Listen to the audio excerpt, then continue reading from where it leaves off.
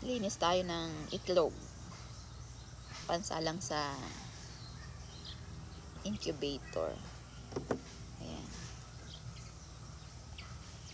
Punasan lang natin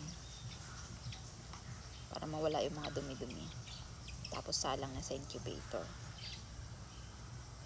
Ganito pa kadami yung lilinisan ko. Oh my gosh. Ayan. Siguro mga nasa 500 lahat yan. Ganyan pa siya kadami.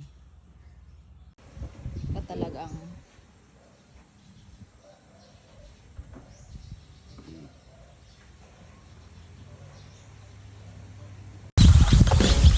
nakapagpapisa na kami ngayon ng sisiw. Ayan.